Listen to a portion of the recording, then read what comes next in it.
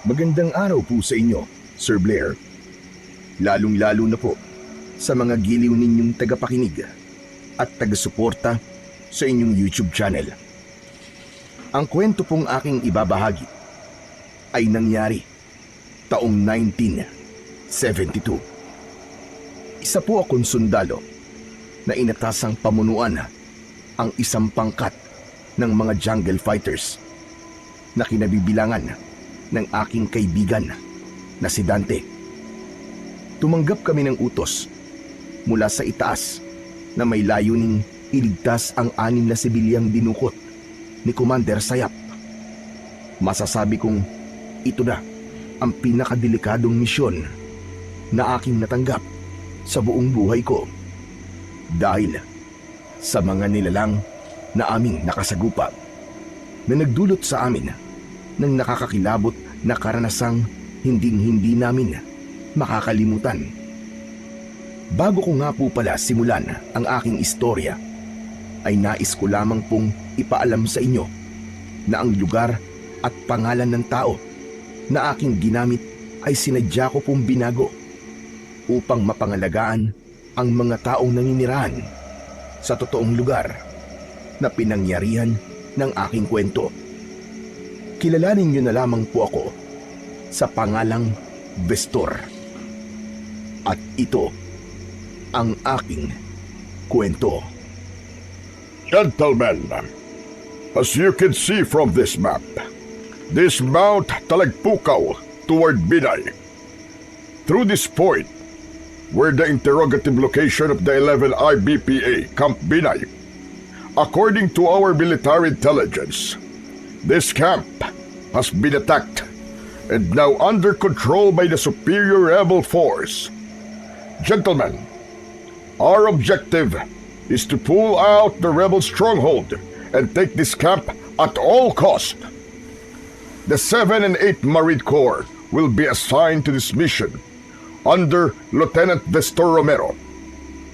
Inaasahan ko na magagawa nyo na maayos ang misyon at maililigtas nyo ang mga biyag. Any question, gentlemen? None, sir. Okay, gentlemen. Be ready for this mission. The unit will proceed or depart at exactly 0400 hours. Is that clear? Sir, yes, sir. That's all, gentlemen. And good luck. Kasalukuyan kaming nagpaplano ng gagawin naming pag-rescue sa mga bihag na sibilyang dinukot ni Commander Sayap, ang pinuno ng kilusan na sikat sa pagiging malupit na commander dahil lahat ng kanyang nagiging bihag ay pinupugutan niya ng ulo. Sa oras na hindi maibigay sa kanya ang kanyang mga kahilingan, siya rin ang nagpabagsak at pumalit sa aming kampo sa bundok ng Binay. Kaya naging top priority namin ang pagliligtas sa mga biyag na maghahatid lansana ng tulong sa mga nasalanta ng bagyo sa bundok ng Talagpukaw. Kinabukasan, agad naming sinimulan ang pagpasok sa malawak na kagubatan ng bundok ng Talagpukaw para baybayin ito papunta sa Camp Binay na pinagkukutaan ng mga rebelde.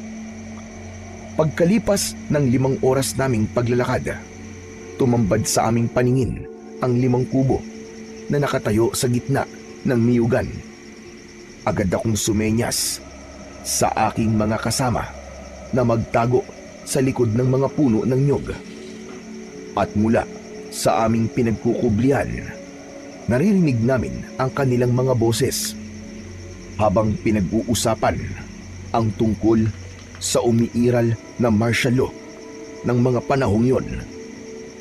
Napako ang aking atensyon kay Commander Sayap na balbasarado.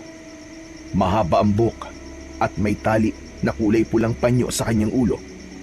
Nasa harapan naman ito ang pinakabatang commander ng kilusan na si Ka Hector. Ipagpaumanin ninyo kung inabot kami ng tanghali sa aming pagparito. Kumusta ka, Ka Hector? Ayos lang naman ako, Commander Sayap. Hindi ko akalain na mas bata ka pa pala sa inaasahan ko. Sikat na ang pangalan mo sa aming kilusan. Dahil mabangis ka raw pagdating sa pakikipaglaban. Ito ang una nating pagkikita, hindi ba? Opo, Commander. Karangalan ko po na marinig sa inyong bagay na yan. Ginagawa ko lamang po kung ano nararapat para sa ating kilusan. Bueno, at nagkakilala na tayo. May mahalaga akong sadya sa inyo. Nabalitaan ko na nilulusob ng mga sundalo ang ating mga kuta sa baybayin ng Talagpukaw. Mas makabubuting lumipat muna kayo ng kuta para na rin sa inyong kaligtasan. Alam ko, nagaganti ang mga sundalo dahil sa ginawa naming pagpapabagsak sa kanilang kampo sa Binay. Nakarating na po sa amin ang utos nyo, Commander. Kaya naman, agad po kami naghahanda para sa aming pag-alis. Mabuti naman kung ganun. Dahil baka hindi natin alam, ito na pala ang next target ng mga sundalo. Nakarating sa akin na pinagpaplanuhan na raw ng 7 and 8 Marine Corps ang pagbawi sa kanilang kampo. Kaya mas kailangan ko ang tulong nyo ngayon. Makakaasa po kayo, Commander. Nang marinig ko ang palitan ng kanilang pag-uusap, napatingin ako kay Sargento Dante. Anak ng putya. Kung may intel pala tayo sa kanilang kilusan, meron din pala silang impormante sa ating samahan. Kaya naman, talasan mong pakiramdam at baka kasama na natin ang traidor. Kahit ako, nagulat din sa mga pinag-uusapan nila, sir. Pero tiwala po ako sa asset natin na positive lahat ng mga impormasyong ibinigay niya kay Major. Mabuti naman kung ganun, Dante. Muli naming itinuon ang aming atensyon sa kinaroroonan ng kuta ng mga rebelde habang hawak ko ang aking M16 rifle at si Dante naman ay ang M4 carbine. Napatingin naman ako sa aming cameraman na si Sargento Lupin na siyang kumukuha sa mga larawan ng mga kalaban namin. Wala naman akong napapansin na kahina-hinalang kilos sa aking mga kasama, kaya kahit papano ay nawala ang aking pag-aalala. Pagkatapos na mag-usap ni Naka Hector at Commander Sayap, kinausap naman ito ang mga tauhan ng batang commander na si Ka Hector. Marahil ay nagtataka kayo kung bakit kinailangan ko na makipagkita sa inyong lahat upang mabigyan kayo ng isang babala para mag-ingat. Ang biglaang pagdedeklara ng martial law ay lubhang makakaapekto sa ating kilusan dahil ang kabuuan ng gobyerno ay sumasailalim na sa kapangyarihan ng militar. Kaya naman, kailangan ko ng inyong pakikiisa upang mas pagtibayin pa ang ating samahan. Makakaasa ba ako na magagawa ninyo ang lahat para ipagtanggol ang ating mga karapatan? Makakaasa po kayo, Commander Sayap. Ibubuwis po namin ang aming buhay para sa ating kilusan. Alam rin po namin kung ano ang masamang ibubunga nito sa ating mga ipinaglalaban. Nakahanda kami na makipagsanib puwersa para sa ikalalakas ng ating samahan. Maraming salamat, Ka Hector. Kaya naman, kailangan ko ang tulong nyo para mangalap pa ng mas malalakas na sandata para may pagtanggol natin ang ating mga karapatan at ipinaglalaban. Naiintindihan ko ang ibig nyo sabihin, Commander. Sabihan nyo lang po ang mga bata ko at agad kaming susunod sa utos ninyo. Mga kasama, ngayon ay martial law na. Papayag ba kayo na mawala ang minimithi nating karapatan at ipinaglalaban? Sabay-sabay na sumigaw ang mga tauhan ni Ka Hector habang nakataas ang kanilang mga sandata.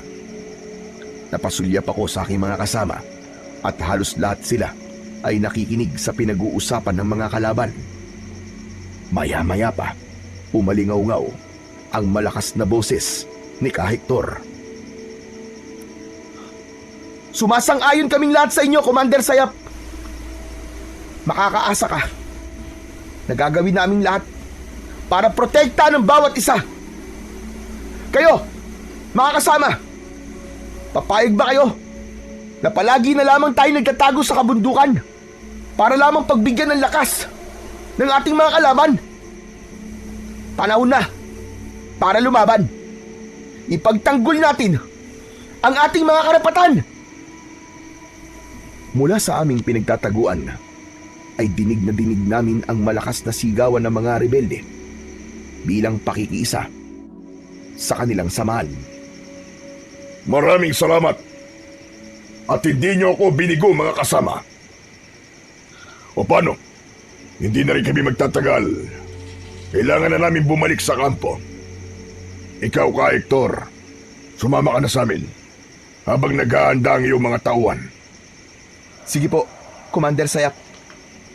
Agad na umalis ang pangkat ni Commander Sayap kasama ang batang commander na si Kahektor.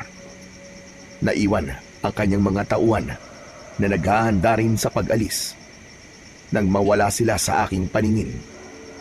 Lumapit sa akin si Dante at kinausap ako habang nakatingin sa gawi ng mga rebelding abala sa pagtatali ng mga sako sa paragos ng kalabaw. Sir, mukhang nagpapalakas sila ng kilusan ha. Balak talaga nilang ipagtanggol ang kanilang kampo na inagaw lang naman sa atin. Paano, sir? Anong sunod nating hakbang? Hintayin muna nating tuluyang makaalis ang pangkat ni Commander Sayap. Kailangan nating malaman kung may mga biyag sa kubong yan. Sumenyas ako kay Lupin na may dala ng kamera upang kunin ang mapa at muling suriin yon. Pagkatapos, lumayo kami pansamantala sa kuta ng mga rebelde. Saka ko inilatag ang mapa sa damuhan at kinausap ang aking mga kasama. Now, gentlemen, our next objective is Camp Binay. This is the largest rebel stronghold in the Binay mountain range. Listen to me. I need the 7 and 8 Marine Corps. I want you to crush the rebels in the Binay mountain range within 1 hour. Sinasabi ko sa inyo, magiging mahirap ang pag-rescue natin sa mga biyag dahil nagkalat sa kanilang paligid ang mga piling mandirigma na haharap sa atin. Kaya kailangan ko ang inyong tulong para matupad ang ating misyon. Sikapin nyo rin na maging ligtas. Sir, kailangan ba nating ibagsak ang lahat ng mga nakapaligid na kuta sa pinaka-main point ng kuta ni Commander Sayap? Oo, sapagkat hindi natin sila magagapi kung hahayaan natin ang kanilang mga kasama na nakabantay sa bawat dadaanan natin. Kailangan natin na matinding pag-iingat. Wala na ba kayong mga tanong? Wala na po, sir. Kung ganon, maganda na kayo. Let's move! Nakabaluktot kaming tinahak ang daan papalapit sa kuta ng mga rebelde. Nang makalapit na kami, ay agad kaming napansin ng mga nagbabantay roon. Bago pa man sila makapagpaputok ng baril, inunahan ko na sila. Tinamaan ko sila sa katawan, kaya't sabay-sabay silang bumagsak. Doon na nagsimula ang pagsugod ng aming puwersa. Sabay-sabay naming pinaulanan ng bala ang mga rebelde habang naglalakad kami papalapit sa kanila. Pagkatapos, yumuko ako para magtago sa nakatumbang niyog at patuloy akong nagpakawala ng mga bala. Hanggang sa napansin ko ang isang rebelde na nagtatago sa likod ng isang malaking bato. Sinipat ko ang kanyang pinagtataguan at sakto sa kanyang paglitaw, ipinutok ko ang aking baril. Tinamaan ko siya sa pagitan ng kanyang mga mata, kaya't napalingon sa akin si Dante. Hanep, sir ah. Wala ka pa rin kupas. Ang husay niyo pa rin. Tsamba lang yun, Dante. Okay, back to position. Sige, sir. Ay, teka, sandali lang po, sir. Ayon pala kay Lupin, walang mga biyag sa kubo na yan. Tanging ang mga tauhan lang ni Ka Hector ang nariyan. Kung ganun, alam niyo na kung ano nararapat na gawin. Sige, i-cover mo ko. Lalapitan ko mga kalaban. Sige, sir. Mabilis akong tumakbo, paikot sa kuta ng mga rebelde. Habang tumatakbo ako, nagpapaputok din ako ng baril. At nang maubusan ako ng bala, nagtago ako sa likod ng malaking bato para makapagpalit ng magasin. Magkakasunod na putok ng baril at pagtama ng bala sa aking pinagtataguan ang aking nararamdaman. Kaya mabilis kong ikinasa ang aking baril. Pagkakasa ko, muli akong lumabas sa aking pinagtataguan at nagpaputok ulit ng baril. Lahat ng tamaan ng aking bala ay bumabagsak habang naliligo sa sarili nilang mga dugo. Ilang saglit pa, humupa ang labanan. Napuno ng usok ang paligid. Nagtipon kami sa gitna ng kuta. Nilapitan naman ni Lupin ang mga nasawing rebelde at kinuha na niya ng larawan bilang ebidensya namin sa matagumpay na pagpapabagsak sa unang kuta na aming nadaanan. Akma ko sanang lalapitan ang kubo nang biglang lumipad mula roon ang isang kuwago. Para bang nakawala ito mula sa kulungan. Nakita yon ni Dante at akmasa ng babarilin, pero pinigilan ko siya. Wag, Dante! Sir, bakit mo ako pinigilan? Bakit mo papatayin ng kuwago? Wala siyang kasalanan. Hindi siya ang kalaban natin dito. Pero sir, hindi mo ba alam na karamihan sa mga rebelde rito ay nag-aalaga ng mga kuwago para magsilbing mensahero nila sa isa't isa? Paano kung malaman ni Commander Sayap na nilusog natin ang kuta ni Ka Hector? Naisip mo ba kung ano magiging kapamakan nun sa atin? Bakit ba tayo narito ngayon sa misyon, ha, Dante? Hindi ba't ang magligtas ng buhay ng mga bihag? Kaya bakit mo pinag-iinitan ng isang hayop? Hindi mo ba napansin na ang kuwago na lumabas sa kubo ay ikinulong at nakalaya lamang dahil sa atin? Huwag kang basta-basta papatay ng mga hayop, lalo na kung puro hinala mo lang ang susundin mo. Talasan mo rin ang iyong paningin at pakiramdam upang malaman mo na hindi siya isang mensahero ng mga rebelde. Bakit, sir? Sigurado ka rin ba na hindi mensahero ang kuwago na yun? Oo. Tumingala ka at tignan mo ang kanyang mga paa. Sumunod sa akin si Dante at nakita niya na walang lagayan ng sulat ang paa ng kuwago. Pagkatapos ay napatungo siya at tila nahiya sa kanyang nagawa. Nakita mo na. Sa susunod, maging matalas ang mga mata mo bago ka magdesisyon. Sorry po, sir. Okay, kalimutan mo na yun. Basta hindi na mauulit na pagdududahan mo ang kakayahan ko. Hindi nagsalita si Dante, kaya iniwan ko siya na nakatayo sa gitna ng kuta at lumapit ako sa aking mga kasama. Pagkatapos ng aming pag-uusap ay umalis na kami sa lugar na yon at binaybay ang daan na nilakaran ng mga umalis na rebelde. Habang tinatahak namin ang daan ay napansin ko na nakasunod sa amin ang kuwago. Panay ang huni nito. Ang mabagal niyang paghuni ay naging sunod-sunod na parabang nagmamadali. Maya-maya pa ay nagulat kami nang salubungin kami ng putok ng mga baril mula sa kalaban. Nagsipulasan kami at kanya-kanya ng pagtago sa likod ng mga bato. At dahil nagtago rin ang aming mga kalaban sa likod ng mga bato, ginamit ko ang granada. Inihagis ko yun sa kanila. Pagpatak ng granada sa lupa, sumambulat ang mga rebelde. Maigpit kong hinawakan ang aking sandata. Saka mabilis na tumakbo papalapit sa kinaroroonan ng mga rebelde. Habang sina Dante at Lupi naman ay panay ang hagis ng granada sa mga kalaban. Sir, mag-iingat kayo! Okay, let's move! Sabay-sabay kaming sumugod sa mga kalaban. Nagulat ang mga rebelde nang sumulpot ako sa kanilang harapan at malapitan ko silang pinaputukan ng baril. Nang matalo namin ang lahat ng mga rebelde, tumigil din ang Kuwago sa kanyang ginagawang paghuni.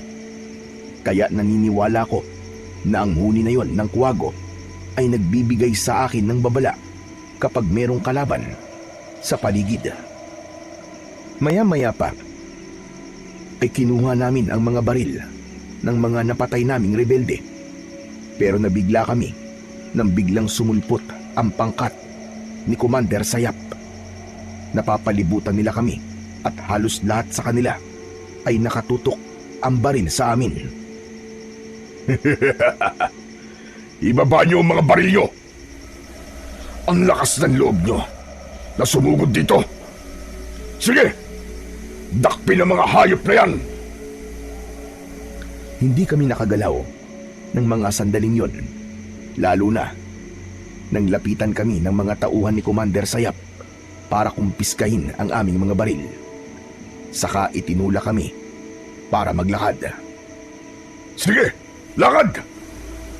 Sa batok lang ang kamay. Kunting pagkakamali nyo lang. Sabog ang mga bao ng ulo nyo. Inilagay namin sa batok ang aming mga kamay at nagsimula na kaming maglakad. Tinahak namin ang daan papunta sa kanilang kuta. Pagkalipas ng ilang oras na paglalakad, narating namin ang kampo ng mga rebelde. Pinahanay nila kami sa gitna at tumayo sa aming harapan si Commander Sayap kasama ang batang commander na si Kahektor. Mga kasama, pagmasdan nyo ang mga sundalong ito. Nilusob nila ang kuta ni Kahektor at marami sa kanyang mga tauhan ang namatay. Kaya nabawasan ang ating puwersa. Sige mga kasama, kayo na ang bahala sa kanila. Pahirapan nyo para sa mga buhay na kinuha nila. Kahit pahirapan nyo kami, meron pa rin na mga kagaya namin ang babawi sa mga buhay nyo. Dahil sa mga ipinaglalaban nyo na wala namang kabuluhan. Ang biyag na kinuha ninyo, wala silang kasalanan at wala silang kinalaman sa inyong mga pinaglalaban. Sabihin nyo nga, yan ba ang layunin ng inyong samahan? Ang mga api ng mamamayan at pabagsakin ang gobyerno na pilit na tinutulungan ang ating bansa. Bulok ang sistema na ipinaglalaban ninyo. Ano sabi mo? Bulok ang sistema namin? E paano naman ang gobyernong ipinagtatanggol nyo, ha? Pinalalaki nyo lang ang tiyan ng mga nakaupo sa pwesto para sa pansarili nyong kapakanan. Pinasasahod kayo ng pamahalaan para pumatay ng mga kagaya naming nagtatago sa kabundukan. Huwag kang umasta na para bang malinis ang inyong hangarin. Ang bumiyag ng mga sibilyan ay sapat ng katibayan na wala naman talaga kayong ipinaglalaban. Nabulok ang inyong layunin. Gusto nyo lang magpapansin sa pamahalaan. Isa pa, ang mga taong pinugutan mo ng ulo, hayop ka. Anong kasalanan nila sa inyo? Anong ginawa nila para sa inyong kilusan? Para patayin nyo sila ng walang kalaban-laban. Sinira mo ang pamilya nila. Ilang bata na ang nangulila sa kanilang ina at ama dahil sa inyong maling paniniwala. Wala kayong mga iniwan sa mga halimaw. Wala kang alam sa aming mga pinaglalaban dahil sumusunod lang kayo sa utos ng mga nakatataas sa inyo. Ikaw, isa ka lang tuta ng gobyerno. Huwag kang mag-alala dahil sinisigurado ko na mapapabilang ka sa mga taong pupugutan ng ulo. Pero bago yun, ipapakita ko sa inyo kung gaano talaga ako kalupit. Nakikita mo ba ang matandang yun? Siya ang kumakalaban sa akin. Hindi ko naman siya papatayin. Pero nakasalalay ang buhay niya sa prutas na ilalagay ko sa kanyang ulo. Kaya manood ka. Itinuro ni Commander Sayap ang matandang lalaki na nakagapos sa poste na kahoy. Bugbog sarado na ito habang nakatayo at hindi kababakasan ng takot sa muka.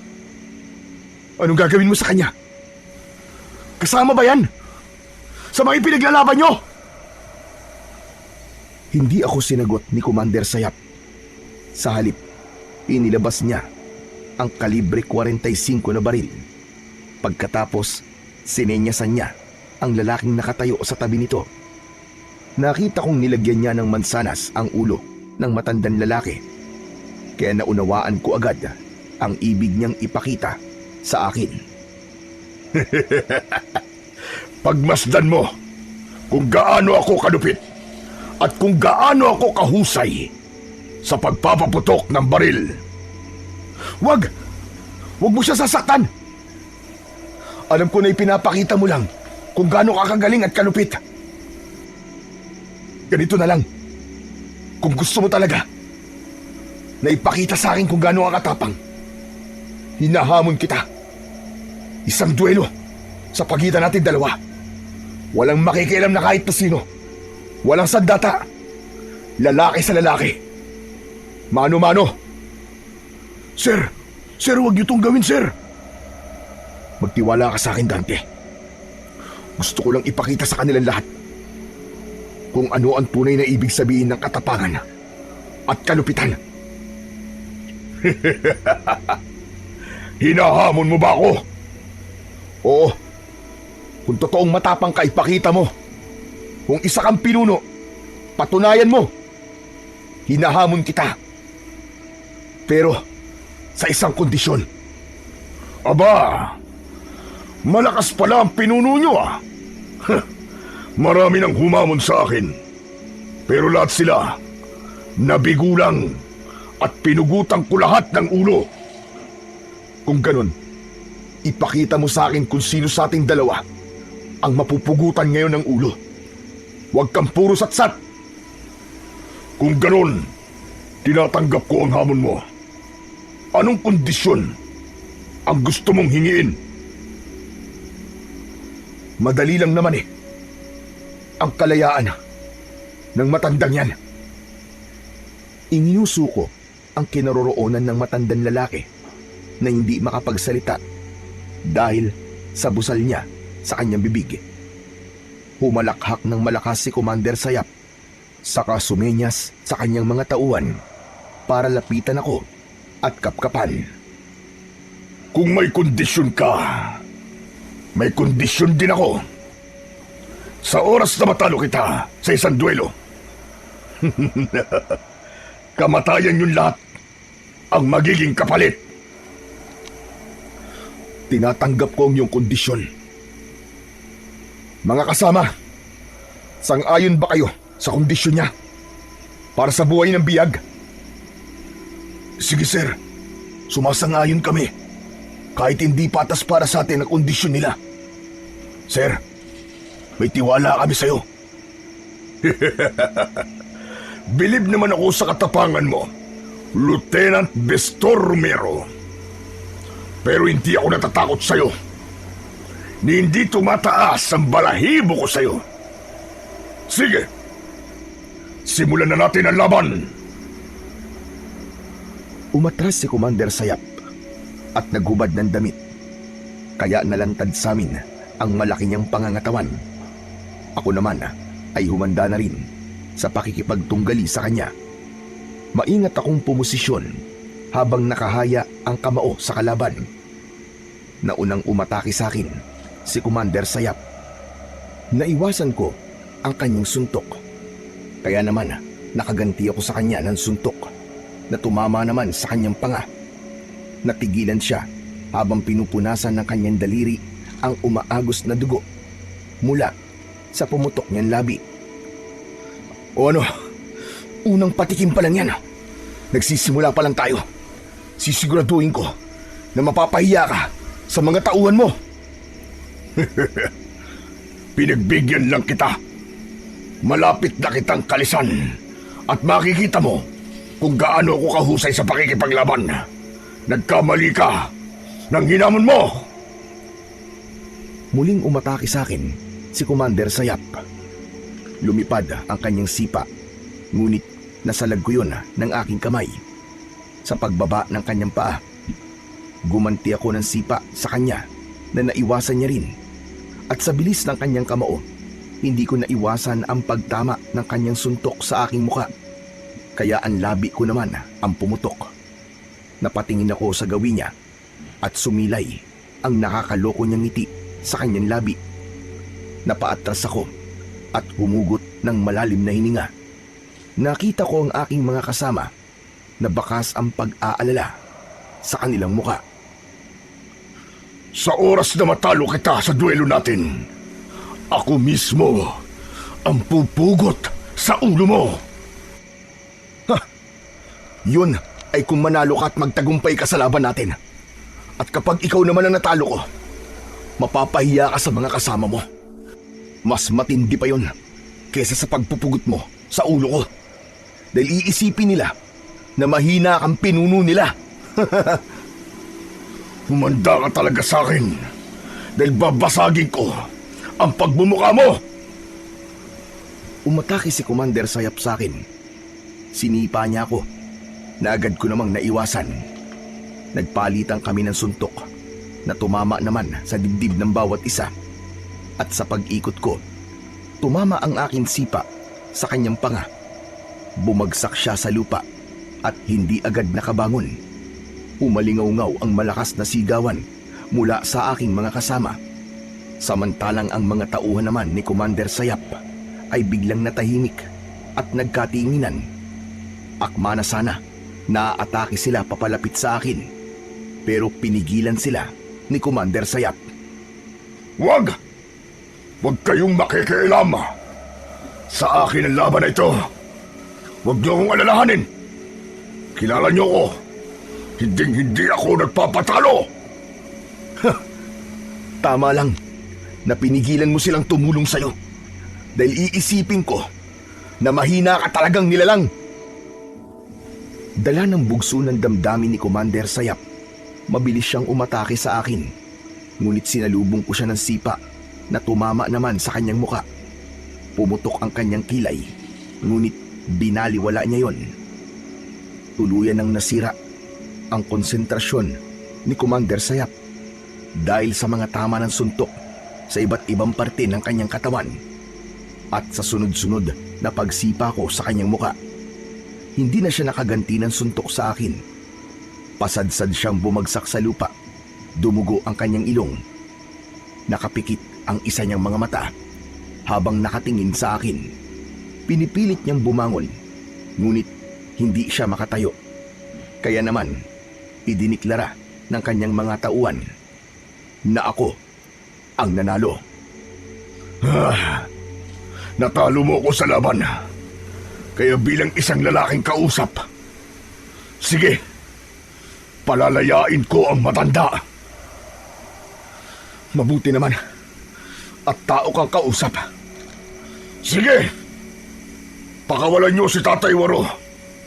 Hayaan niyo silang umalis sa ating kuta. Pero itali niyo mga sundalo ito. Dahil natalo ko, bigyan sila ng isang araw para mabuhay. Dahan-dahang tumayo si Commander Sayap. Saka sinenyasan ang mga tauhan. Nilapitan ng dalawa nitong mga alagad ang matanda para kalagan ng gapos sa kamay. Inalis din nila ang busal nito sa bibig. Nilapitan ni Commander Sayap ang matanda. Saka kinausap.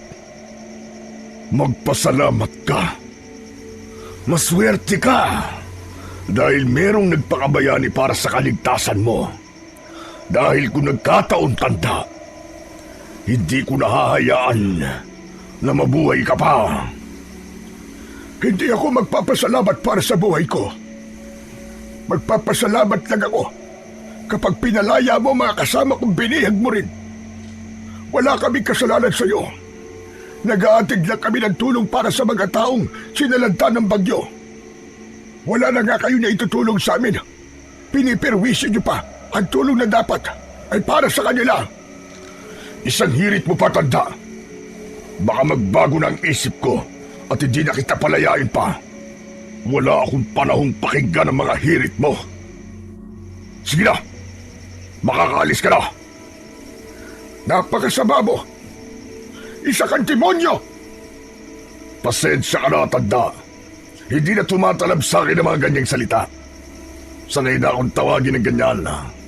Para sa akin, isang karangalan na demonyo ang tingin sa akin ng mga tao. Dahil ibig sabihin nun, kasing lakas ko siya. Huwag ka nang humirit pa. Dahil ang buhay mo lang ang pinagtalunan namin ni Lieutenant. Kaya makakaalis ka na.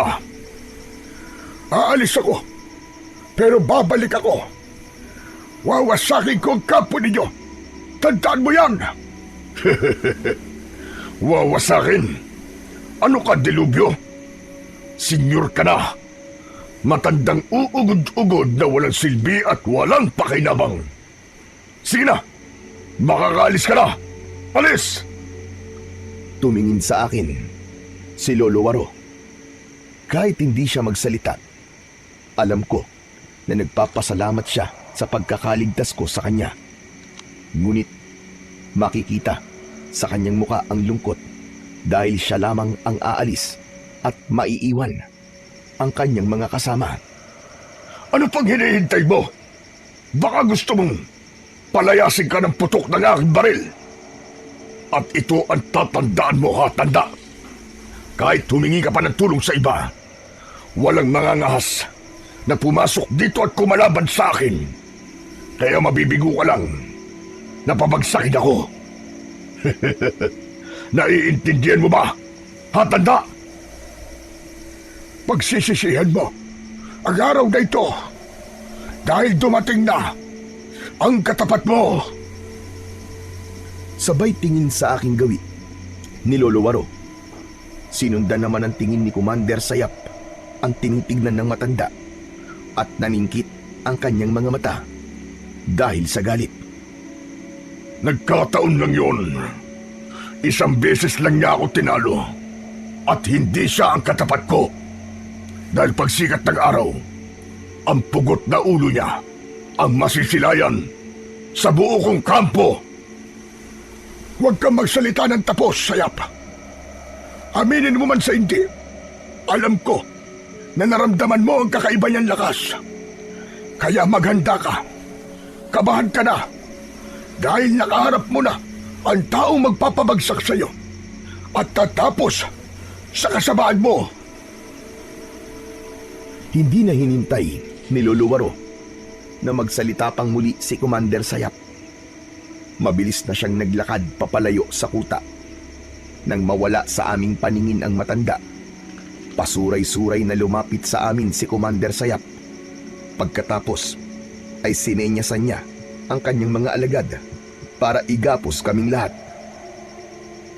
Iwalay niyo ang pag-asa na to. Ako mismo ang tatapos sa kanyang buhay. Pahihirapan ko siya bilang kabayaran sa paghahamon niya sa akin. Pero bago yun, magkakaroon muna kami ng isa pang laban. Walang Diyo. Utak traidor ka pala, Commander Sayap. Hindi ka marunong tumanggap ng pagkatalo. Pahihirapan mo ako? Saka mo ako lalabanan? Ayos ah. Doon pa lang, sigurado na ang panalo mo. Pinatunayan mo lang sa akin na wala kang isang salita at duwag ka. Huwag mong kalimutan na tinupad ko na pagkasunduan natin. Kaya meron pa rin akong isang salita. Tsaka subukan mo lang na hindi tanggapin ang susunod na laban. Padadaliin ko ang buhay ng mga kasama mo. Sige, dalhin siya sa kubo at ang kanyang mga tauhan. Igapos silang lahat! Sir! Saan nila kayo dadalhin, sir? Huwag ka mag-alala, Dante. Ayos lang ako. Kinaladkad ako ng mga tauhan ni Commander Sayap palayo sa aking mga kasama. Lahat sila ay ipinasok sa malaking bahay na pinagkukulungan din sa mga biyag. Si Commander Sayap naman ang nanguna sa pagpapahirap sa akin. Itinali nila ako sa haligi ng kubo. Habang pinalilibutan ako ng mga tauhan niya, nakita ko rin ang batang commander na si Hector na seryosong nakatingin sa akin. Sige, iwanan niyo na kami rito. Siya nga pala Hector. Bigyan mo nga ako ng alak. Kailangan kong magsaya. Paano naman, hindi ko maramdaman ang sakit na ginawa sa akin ng hayop na ito? Pati tauhan mo, ginagawa mo ring utusan. Para kang buhaya. Itawag mo na sa akin ang lahat ng gusto mong itawag. Wala nang epekto yan sa akin. Mapapagod ka lang. Bakit hindi mo ireserbahan lahat ng lakas mo para sa gagawin kong pagpapahirap sa'yo?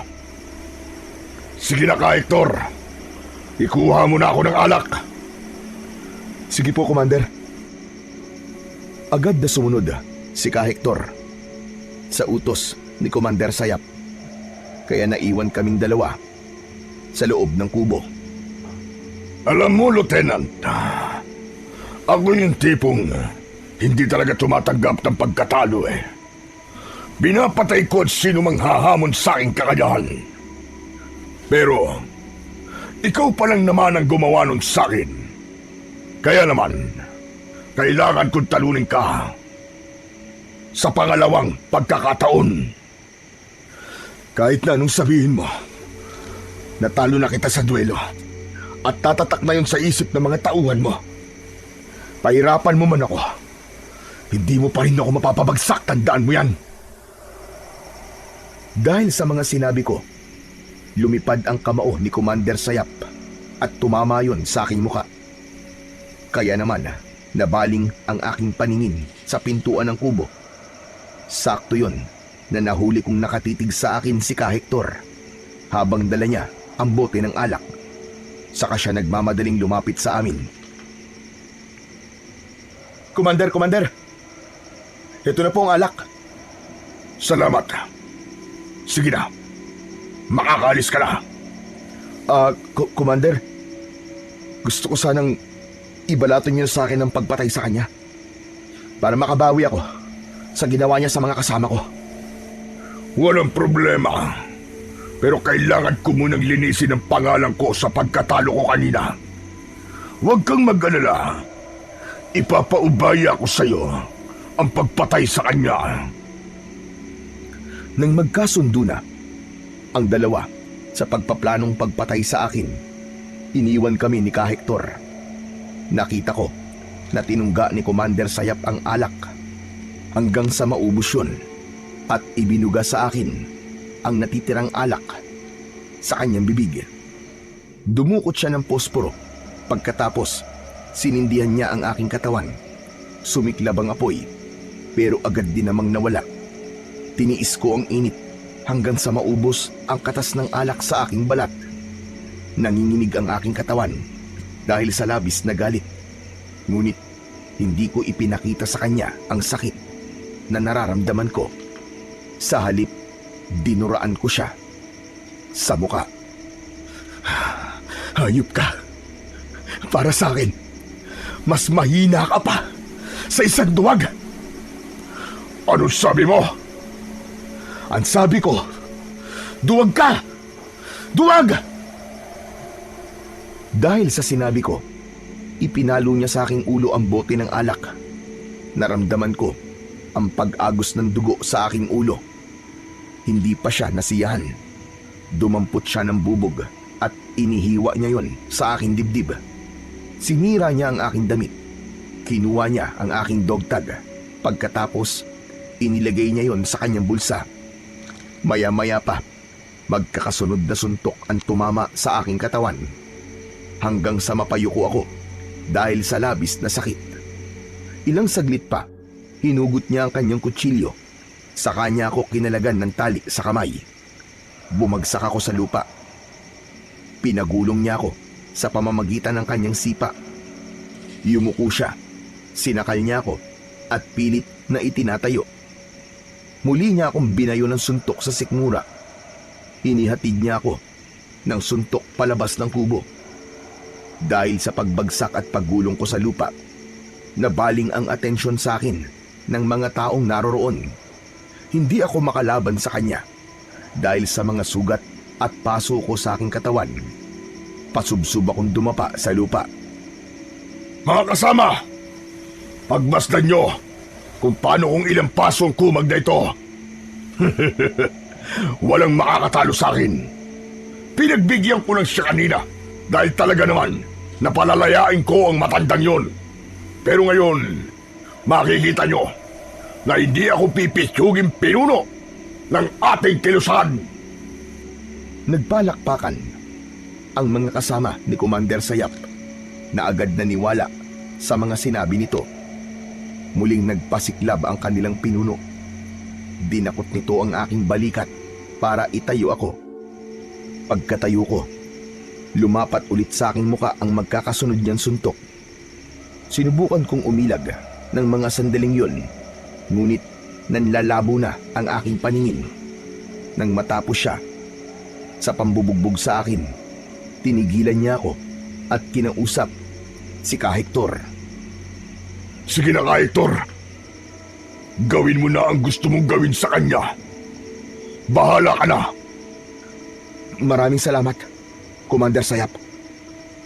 Narinig ko ang mga papalapit na yabag sa aking kinaroroonan. Pagkatapos ay naramdaman ko ang mga kamay ng tauhan ni Kahektor sa aking tigkabila ang braso. Mga galit din sila na kagaya ng kanilang pinuno dahil sa ginawa namin sa kanilang mga kasama. Halos hindi ko mailakad ang aking mga paa, kaya hinilan nila ako at dinala sa kagubatan. Ng mga sandaling yon, tanging ang liwanag lang mula sa kanilang mga sulok ang nagsisilbing tanglaw sa lugar na yon. Maya-maya pa, binitiwan ako ng mga kasama ni Kahektor, kaya bumagsak ako sa damuhan. Nakita ko ang malalim na hukay sa aking tapat. Diyan ka maililibing ng buhay. Kung tutusin, kulang pa yan sa ginawa mo sa aking mga tauhan. Hindi ako maililibing dyan ng buhay. Kundi kayo. Mabilis akong tumayo at inagaw ang baril mula sa kamay ni Kahektor. Kinalabit ko ang gatilyo ng baril, ngunit nasipa niya yon bago ko pa man maiputok sa kanya. Nawalan ako ng balanse, kaya nahulog ako sa hukay. Pero dahil hawak ko na ang baril, pinaulanan ko sila ng bala. Mabilis akong umahon at gumanti ng putok. Nahagip ng aking paningin ang pagtakas ni Kahektor. Hinabol ko siya ng putok ng baril hanggang sa mawala siya sa madilim na bahagi ng kakawian. Sunod na binalingan ko ay ang kanyang mga tauhan. Agad silang nakapagtago sa likod ng mga puno. Nang maramdaman ko na malapit na akong maubusan ng bala, nagtago ako sa likod ng isang puno. Sakto yun na nagpakawala rin ng putok ng baril ang aking mga kalaban. Gumanti naman ako ng putok ng baril sa kanila. Pagkatapos, tumakbo ako papalapit sa kanilang kinaroroonan. Nagulat sila nang bigla akong lumitaw sa kanilang harapan at pinaulanan ko sila ng bala. Merong nakatakas, kaya muli akong nagtago sa likod ng malaking bato. At sa muli sanang pagpapaputok ko ng baril, nagulat ako sa aking mga nakita. Ang dalawang rebelde biglang naghiwalay ang kanilang tiyan at lumipad sa impapawid ang kalahati ng kanilang katawan. Habang naririnig ko ang pagaspas ng kanilang pakpak sa itaas, nagtago ako sa ilalim ng halaman at nahiga ng patihaya. Napalunok ako ng laway dahil sa pagkabigla. Diyos ko, tulungan niyo po akong makatakas at mailigtas ang aking mga kasama mula sa mga halimaw na yun. Anak ng putya, hindi pala sila mga ordinaryong tao, kundi isang aswang na manananggal.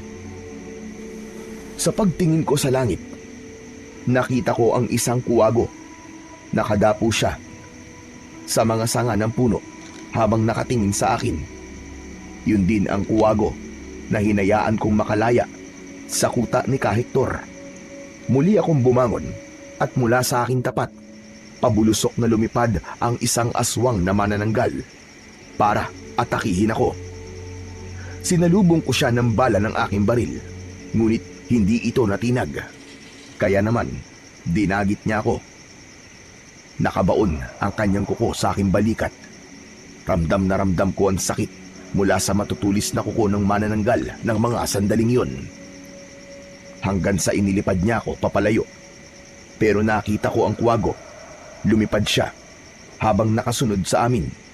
Tinulungan niya ako sa pamamagitan ng pagtuka niya sa kamay ng manananggal.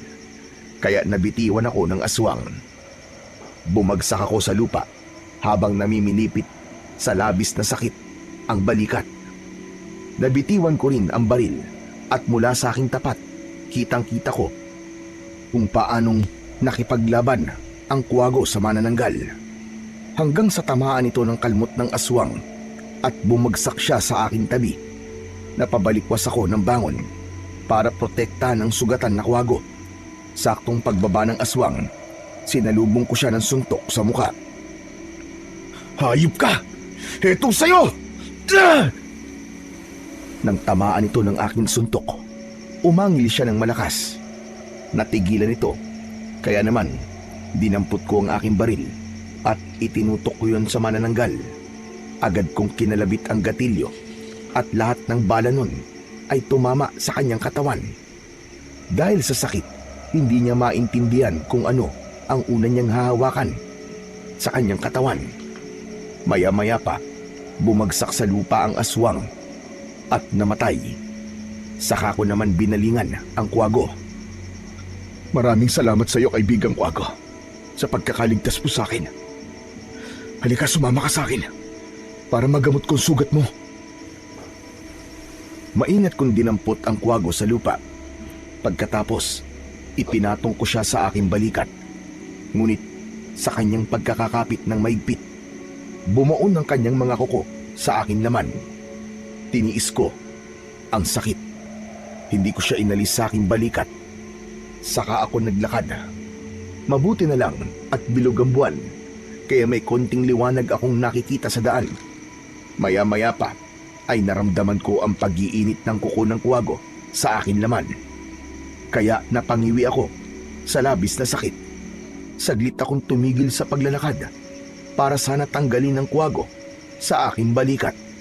Pero biglang lumitaw sa aking harapan ang manananggal habang panay ang pagaspas ng kanyang pakpak. Ngumisi siya at tumulo ang malapot niyang laway. Lumitaw ang mahahaba niyang pangil. Itinutok ko ang aking hawak na baril, ngunit wala na pala akong bala. Umatras ako ng akbang. Akma na sana akong aatakihin ng manananggal nang biglang lumipad ang kuwago at sinalubong niya ng tuka sa muka ang aswang na manananggal.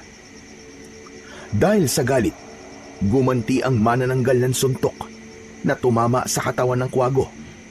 Tumalsik ang kuwago at humampas ang kanyang katawan sa kahoy bago bumagsak sa lupa. Nanlaki ang aking mga mata dahil sa pag-aalala para sa kuwago. Dala naman ang aking galit, sinugod ko ang aswang at pinagsusuntok ko siya sa muka. Nakita ko ang kahoy na may tuli sa dulo. Dinampot ko yun at isinaksak sa kanyang dibdib. Hindi pa ako nasiyahan. Hinugot kong muli ang kahoy at ibinaon ko yun sa kanyang leg. Tumagos yun hanggang sa kanyang batok. Nagkakakawag ang pakpak nito at bumagsak sa lupa. "Mga impakto kayo! Kampon kayo ng kadiliman na nagtatago sa pagiging rebelde.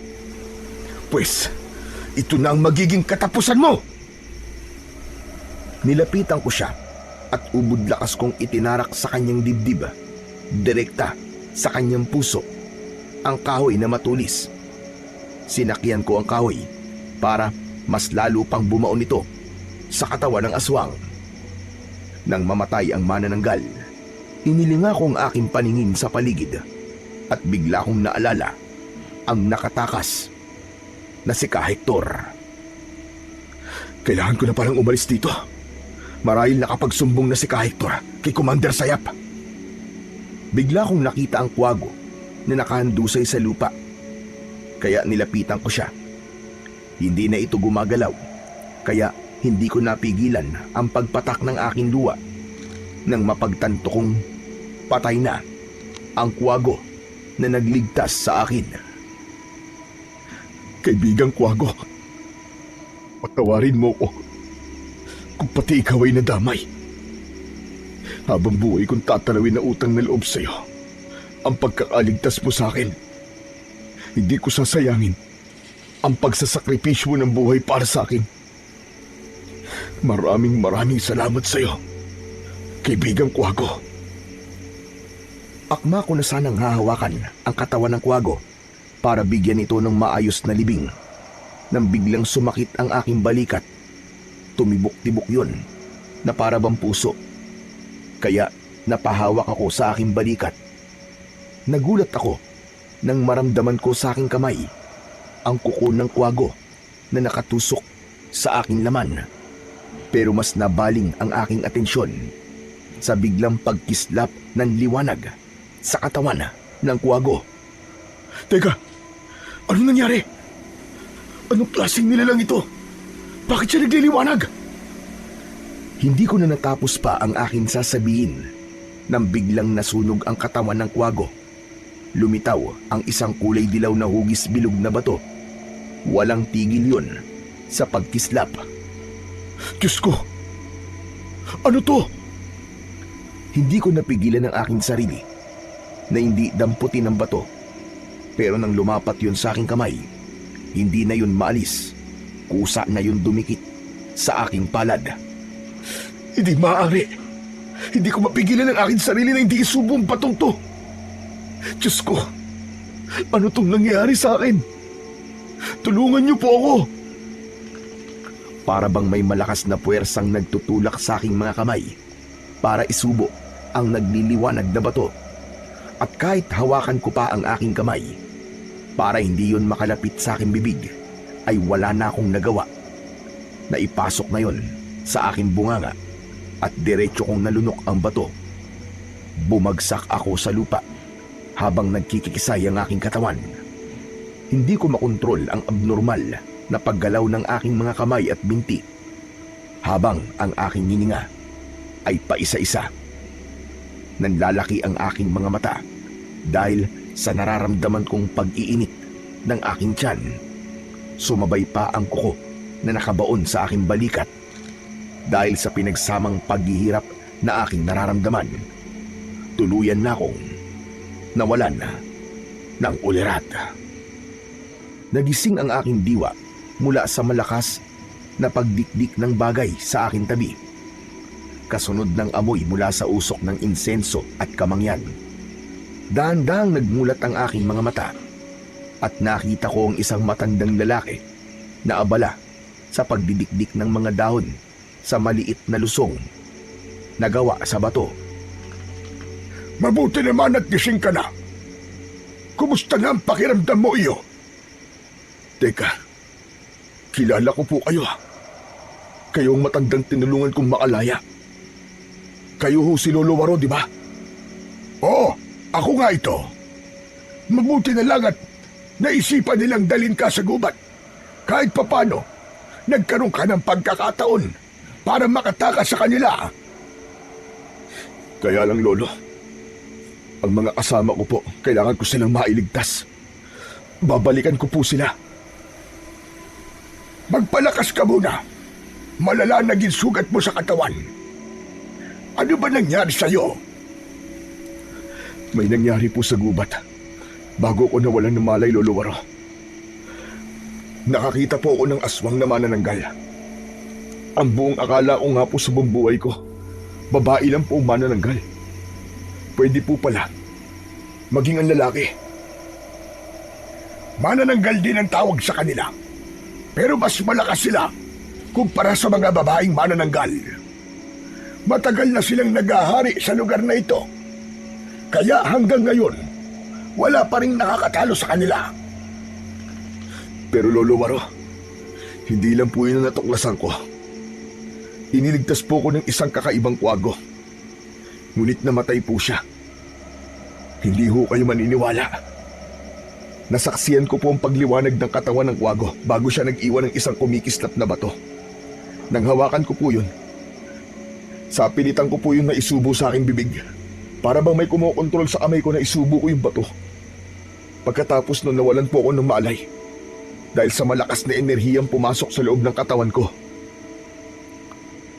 Saglit na natigilan si Lolo Waro, itinigil din ito ang pagbabayo sa gamot at mariin na tumitig sa akin. Kung ganon, ang nakita ko palang kuko na nakabaon sa balikat mo ay mutya ng kuko ng isang kakaibang kwago. At ang batong nalunok mo, ang mutya naman ng mata ng kwago. Mutya? Ano pong ibig niyo sabihin? Anong mga mutya? Ang mutya ng kuko at mata ng kwago ay isang pambihirang kapangyarihan na hindi basta-bastang ipinagkakaloob sa sinuman. Pinipili ng kwago ang kanyang tagapagbantay sa maiiwan niyang mutya. At ikaw ang kanyang napili para sa isang mabigat na misyon. Ang tapusin ang pag-aasik ng lagim ng mga aswang. Hindi ko po akalain na napakamahiwaga pala ng kwagong yun. Nakita ko lang po yun sa kuta ni Ka Hector. Teka, ano ho bang kakayahan ng mutya, Lolo Waro? Sa oras na magkaroon ka ng mutya ng mata ng kwago, magkakaroon ka ng kakayahang tumalas ang paningin. Kahit sa gabi, malinaw mong makikita ang buong paligid. Habang ang mutya naman ng kuko ng kwago ay iinit kapag nasa paligid mong mga aswang. At hindi lang yun. Kapag nahawakan mo katawan ng aswang, hindi nila agad yun matatanggal at makakaramdam sila ng kakaibang sakit na para bang may pako na bumabaon sa kanilang kalamnan. Manghihina sila at masusunog ang katawan. Magiging mataas din ang pagtalon mo na para bang kasinggaan ka ng papel. Tataglayin mo ang lahat ng kakayahan ng kwago. Ipinakita sa akin ni Lolo Waro ang 2 piraso ng kuko ng kwago na ginawa na nitong kwintas. Oh, heto. Isuot mo. Tinanggal ko yan mula sa balikat mo para magamot ko kagad ang sugat mo. Maraming salamat po sa pagtulong niyo sa akin, Lolo Waro. Isusuot ko na po itong kwintas. Ako ang dapat na magpasalamat sa iyo, iyo. Dahil iniligtas mo ko sa tiyak na kamatayan. Sana, iyo, matulungan mo kaming lahat. Tapusin mo na ng tuluyan ang pag-aasik ng lagim ni Commander Sayap. Marami na siyang napapatay. At maaaring sa susunod na mga araw, pupugutan niya na ng ulo ang mga kasama mo. Kasabay ng kanilang mga biyag. Iligtas natin sila. Nakahanda akong tumulong sa iyo. Lolo Waro, maiba nga po pala tayo ng usapan. Ano po ang dahilan?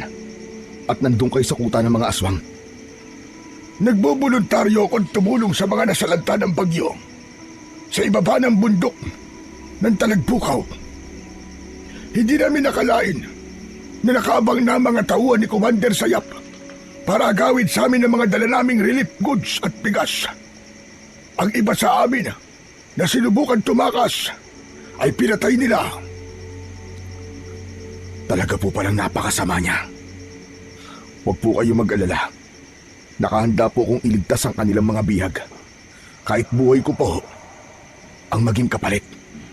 Teka, sandali lang. May gusto lamang akong ibigay sa iyo. Saglit na tumayo si Lolo Waro para pumasok sa loob ng kanyang silid.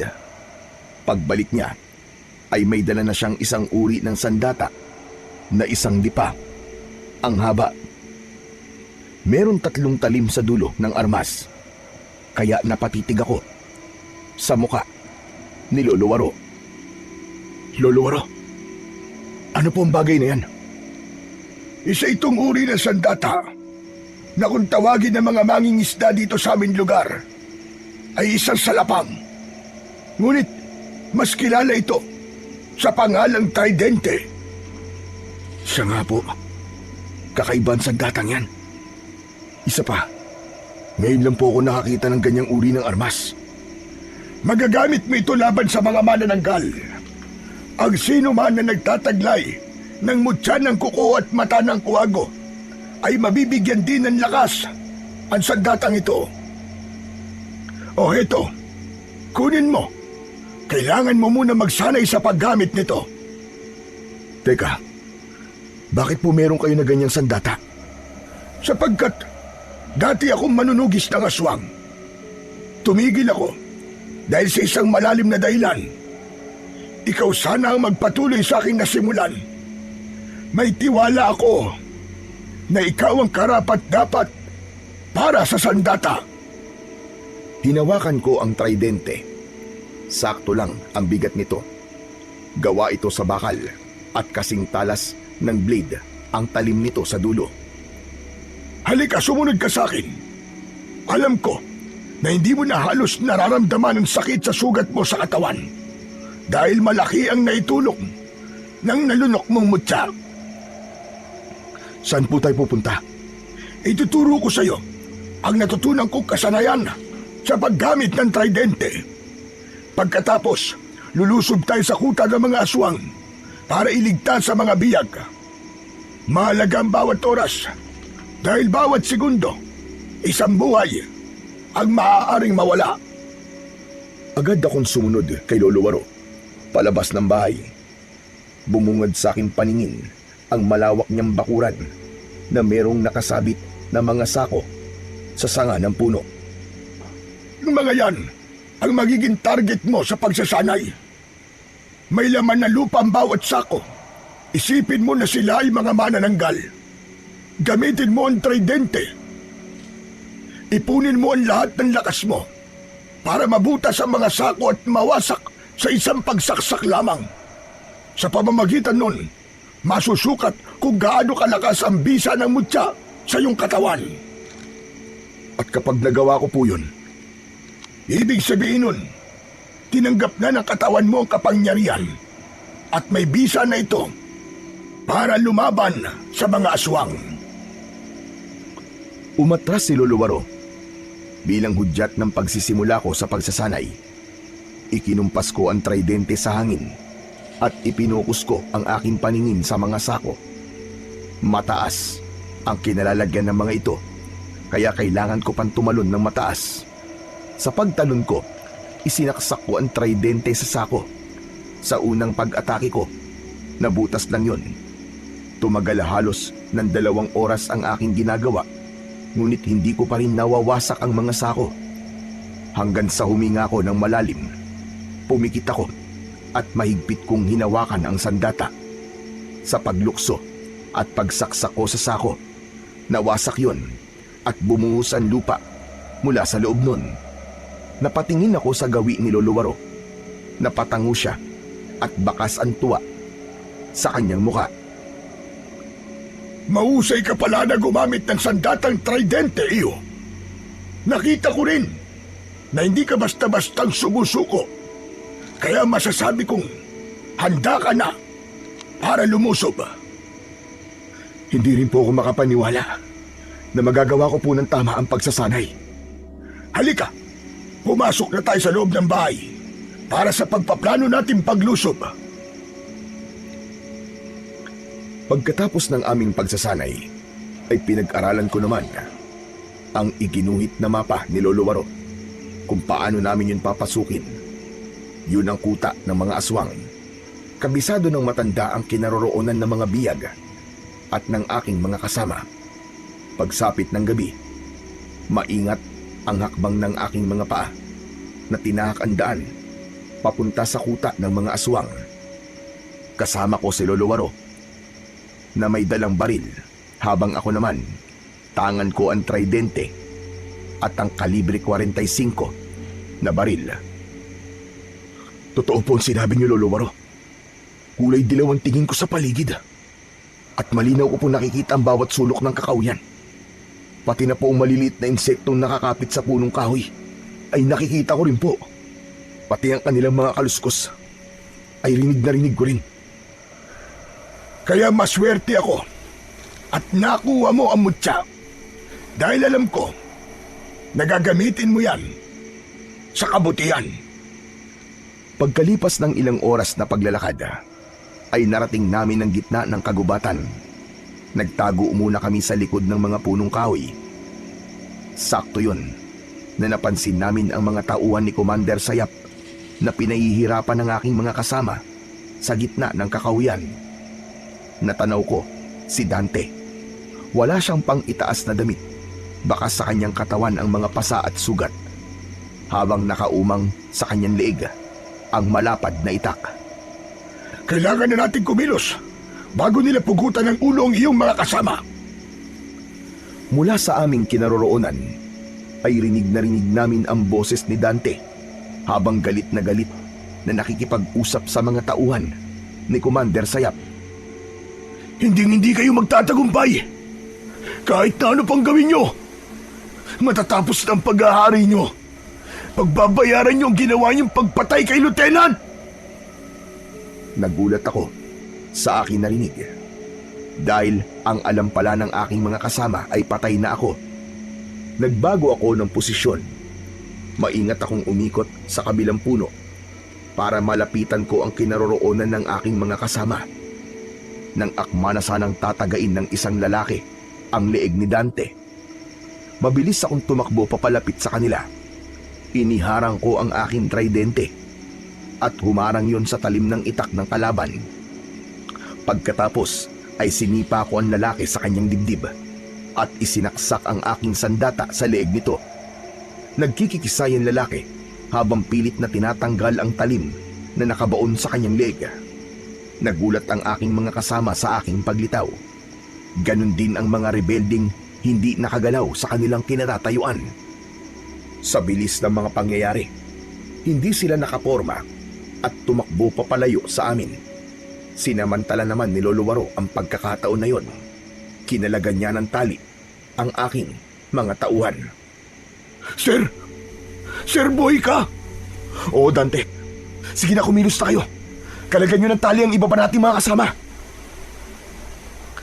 Agad silang nagmadali sa pagkilos. Maya-maya pa ay nakarinig kami ng ingay mula sa impapawid. Kasabay ng pagaspas ng pakpak sa aming paligid, inatake kami ng 5 manananggal. Nagulat ang aking mga kasama sa biglang paglitaw ng mga aswang dahil yun ang unang pagkakataon na nakakita sila ng ganong klaseng mga nilalang. Tama kayo sa nakikita niyo mga kasama. Mga aswang ang kalaban natin at hindi mga rebelde. Sige na, kailangan natin lumaban para sa buhay natin at iligtas natin ang mga biyag. Nang makakuha sila ng armas, ay pinangunahan ko ang pagpapaputok ng baril sa mga kalaban. Nakipagsabayan kami ng putok sa mga aswang na may hawak din na baril. At sa pagsugod sa akin ng aswang, ay sinalubong ko ito ng saksak ng tridente. Tinamaan ko siya sa leeg at mula sa ere, nagkikikisay at nasunog ang kanyang katawan. Natigilan ang aking mga kasama pero agad din na nakabawi sa pagkabigla. Dante, lapitan niyo ang mga naiwan nilang bewang at paulanan niyo ng bala. Ako naman ang bahala sa kalahati ng kanilang katawan. Sige na, kumilos na kayo. Bilisan niyo! Pinagtig-isahan namin ang mga katawan ng manananggal, habang si Lolo Waro naman ang tagakuha sa mga naiwang baril ng mga aswang. Pagtingin ko naman sa gawi ni Dante, ay tangkasa ng aatakihin ito ng aswang mula sa kanyang likuran. Agad ko naman na sinibat ang aking tridente sa aswang. Bumuo ng aking sandata sa kanyang katawan. Nagkakakawag ang pakpak nito, kaya't patakbo ko siyang nilapitan. Binunot ko ang talim. Sinubukan itong tumakas, pero nahawakan ko ang kanyang pakpak. Kagaya ng sinabi sa akin ni Lolo Waro, hindi makawala ang aswang. Sa mahigpit kong pagkakakapit, hinila ko ang pakpak nito at pagkatapos ay iniampas ko siya sa katawan ng puno. Nang bumagsak sa lupa ang aswang, saka siya pinagtulungan ng aking mga kasama. Tinadtad nila ito ng baril hanggang sa magkaluray-luray ang katawan nito. Nang humupa ang labanan, ay habol ang hiningang tumayo ako sa gitna ng aking mga tauhan. Men, secure the area. Yes, sir. Kumalat ang aking mga kasama habang naghihintay sa aking utos. Maya-maya pa ay ibinigay ko sa kanila ang mga nakuhang baril ni Lolo Waro. Ganon din ang paglalagay namin ng mga tanda sa aming muka upang makilala namin ang isa't isa. Pagkatapos, itinaas ko ang aking kamay bilang hudyat ng pagsunod namin sa kuta ng mga aswang. Mabilis kaming tumakbo habang nakabaluktot. Palipat-lipat kami sa mga punong nadadaanan namin. Pagdating namin sa kinaroroonan ng kampo ni Commander Sayap, nagtago kami sa malalagong halaman. Sakto na mayroong pagpupulong ang lahat ng mga pinuno ng kilusan para sa gagawin nilang pag-atake sa kampo ng mga sundalo. Dinig naming lahat ang kanilang mga pinag-uusapan. Napako ang aking atensyon kay Ka Hector na hindi ko alam kung bakit pinagtakpan niya ang pagtakas ko. Sa halip, pinalabas niya na patay na ako. Maya-maya pa, umalingaw-ngaw ang boses ni Commander Sayap. Bumaba kami kanina sa bayan. At ayon sa nakalap naming impormasyon, meron ng mga sundalo na papunta sa ating kuta. Kaya ang gusto ko, tanggapin nyo na ang pagiging aswang ninyo para tayo na mismo ang sumugod sa kanila. Pero, paano mga biyag natin, Commander? Dating gawi, ang kanilang dugo ay iipunin natin. Pagkatapos, ay sabay-sabay natin silang kakainin nang madagdagan ang ating kapangyarihan. Napangiwi ako sa gawi ni Dante na hindi makapaniwala sa kanyang mga narinig. Si Lolo Waro naman ay bumakas ang takot sa kanyang muka. Huwag na tayo mag-aksaya ng oras. Kailangan na natin sumugod sa mga kalaban. Okay, men. Maganda kayo. Kilusta? Pinangunahan ko ang pagsugod sa kuta ng mga aswang. Nagpaputok agad ako ng baril at iniwasan ang bahay kung saan ay naroon ang mga biyag. Kanya-kanya kaming pagsalakay sa kanila. May pumunta sa gawi ng mga kulungan para iligtas ang mga biyag. Umalingaw-ngaw ang palitan ng mga putok ng baril habang ako naman ay tumalon na mataas at bawat pagbagsak ko ay itinatarak ko ang aking tridente sa katawan ng mga kalaban. Ang ibang mga kalaban ay nagpalit na ng anyo bilang isang manananggal. Habang ang mga rebelde na hindi pa ganap na aswang ay hindi naman nakaligtas sa bala ng aking mga tauhan. Malakas na sumigaw si Commander Sayap nang makita ko. Lintik na! Akala ko mapatay ng lieutenant na yan! Niloko mo ko, Commander Hector! Humanda ka! Itinutok ni Commander Sayap ang kanyang baril sa nakatayong si Ka Hector. Kaya agad akong kumilos para iligtas ito. Mataas akong tumalon at inatake ng saksak ng tridente ang pinuno. Tinamaan ko siya sa kanyang braso, kaya nabaling ang baril nito sa ibang direksyon at tinamaan ang sarili nitong tauhan, kaya mas lalo itong nagngit-ngit sa galit. Binalingan niya ako at malapitan na binaril. Subalit nakailag ako. Gumanti ako ng sipa sa kanyang kamay, kaya naman nabitiwan niya ang kanyang baril. Pambihira! Paano napunta sa iyo ang sandatang yan, itanda? Hindi na mahalaga kung paano. Ang mahalaga ay nandito na ako para patayin ka. Umatake ako sa kanya gamit ang aking sandatang tridente. Ngunit nakaiwas ito. Gumanti siya sa akin ng suntok. Pasadsad akong bumagsak sa lupa sa tabi mismo ni Ka Hector. At dahil hindi pa rin ako sigurado sa totoong motibo ni Ka Hector, kahit iniligtas ko siya, nakatikim siya sa akin ng hampas ng aking tridente. Tumama yon sa kanyang tiyan. Bumagsak ito sa lupa, ngunit nilapitan ito ni Dante at hinuli. Iginapos nila ito at inilayo sa akin, habang ako naman hinarap si Commander Sayap na unti-unti nang nagpapalit ng anyo bilang isang manananggal. Sa isang iglap, tumubo ang pakpak nito sa kanyang likod at umangil ng malakas. Sige na, ako nang bahala rito. Itakas nyo na mga biyag, bilisan nyo! Pero sir, paano ka? Bilisan nyo na! Huwag nyo na akong alalahanin! That's an order! Wala nang nagawa si Dante, kundi iwan ako at samahan ang mga biyag para tumakas.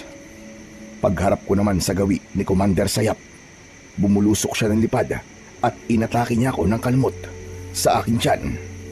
Pero hindi tumalab ang kanyang mga kuko sa aking balat. Kaya naman, nakaganti ako sa kanya ng saksak ng tridente sa kanyang dibdib. Kitang-kita ko ang pag-usok ng kanyang sugat. Kaya tumakas siya, dala ang kalahating katawan niya. Kasama ng kanyang mga tauhan, tinakbo ko naman ang kinaroroonan ng baril at mabilis ko yung dinampot. Saka pinaputukan ko ang mga tumakas na manananggal. 2 aswang ang napabagsak ko bago tuluyang nakatakas sina Commander Sayap. Nang mawala sila sa aking paningin, ay sinunog ko ang kuta ng mga aswang. Mabilis akong tumakbo. Sumunod ako sa aking mga kasama papunta sa bahay ni Lolo Waro. Pagkalipas ng 1 oras na pagtakbo, narating ko ang kinaroroonan ng bahay ng matanda. Sir, paano ka nakarating kagad dito, sir? Huwag ka na magtanong, Dante. Hindi mo rin naman ako maiintindihan. Sige na, samahan mo na ang mga biyag para makapagpalit na sila ng damit at makapagpahinga. Teka, nasan nga pala si Kahektor? Nasa likod ng bahay, kasama ni Lolo Waro. Tinapik ko ang balikat ni Dante bago ko nagmadaling pumunta sa likod ng bahay. Hindi muna ako nagpakita sa kanilang dalawa dahil narinig ko ang malakas na boses ni Kahektor habang kausap si Lolo Waro.